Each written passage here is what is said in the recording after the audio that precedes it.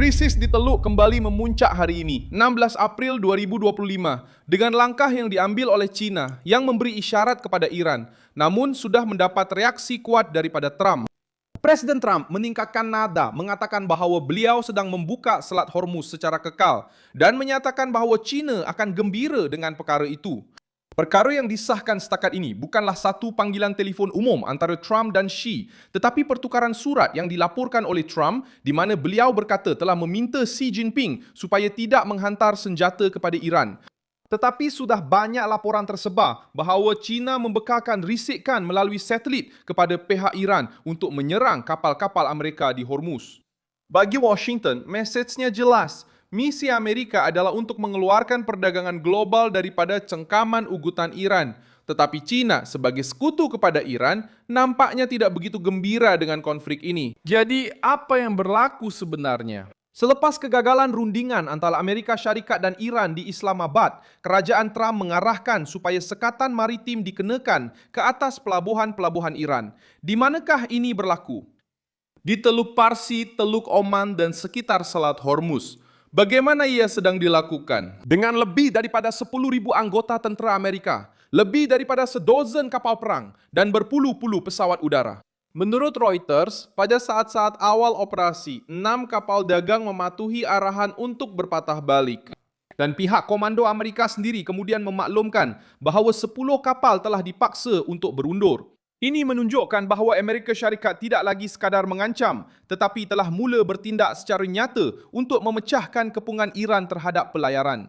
Siapa yang berada di tengah-tengah perkara ini? Di satu pihak, Donald Trump, Komando Tentera Amerika Syarikat dan tekanan ekonomi dari Washington.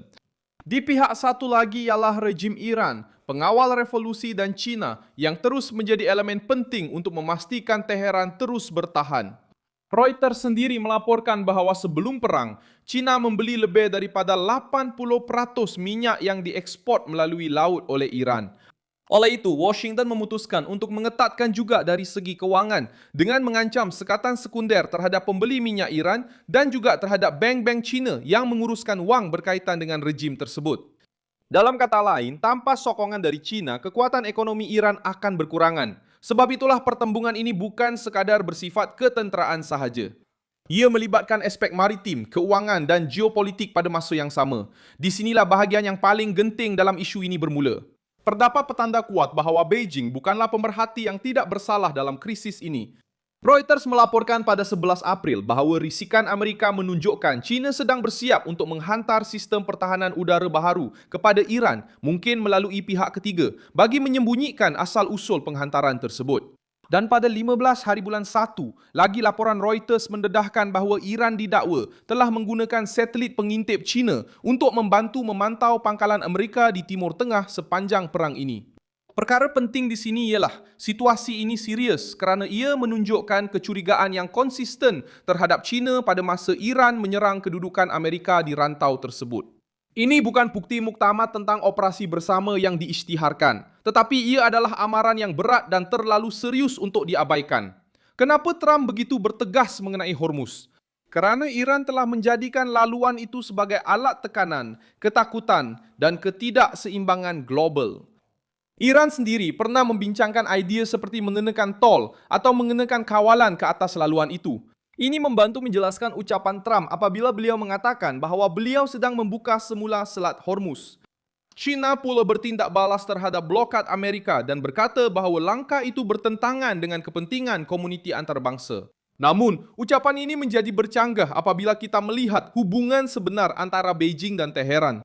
China mengekam tekanan Amerika Syarikat, menafikan rancangan persenjataan dan meminta semua pihak bertenang. Tetapi pada masa yang sama, China berada di tengah-tengah syak wasangka mengenai senjata, satelit dan sokongan ekonomi kepada rejim Iran. Inilah sebabnya ramai orang di Washington melihat China dan Iran sebagai dua kutub dalam satu metafora. Loki kuasa, kawalan ketat, konfrontasi dengan kepimpinan Amerika dan penggunaan geopolitik sebagai alat paksaan. Satu menyokong yang lain kerana kedua-duanya mendapat keuntungan daripada kelemahan pengaruh Amerika di laluan strategik dunia. Akhirnya, soalan utama adalah mudah. Apa yang Trump mahu? Mengambil alih Hormuz daripada tangan rejim Iran. Siapa yang akan rugi dengan perkara ini? Teheran dan sebahagiannya Beijing yang bergantung kepada minyak dari rantau itu. Teheran dan Beijing. Yang Teheran, apa yang Trump mahu? Tentara Laut Hormuz, pertukaran surat antara Trump dan Xi, ancaman sekatan dan kecurigaan baru mengenai sokongan Cina. Dan kenapa? Karena Washington memutuskan untuk menunjukkan bahwa mereka tidak lagi menerima bahwa sebuah rejim diktator serantau yang disokong atau dilindungi oleh kuasa otoritarian lain terus meletakkan perdagangan dunia di bawah ancaman. Trump meletakkan dirinya sebagai seseorang yang mahu membebaskan laluan itu. China dan Iran pula muncul sebagai rakan kongsi dalam bayang-bayang geopolitik yang sama, menutup, memberi tekanan, dan meraih keuntungan atas ketakutan.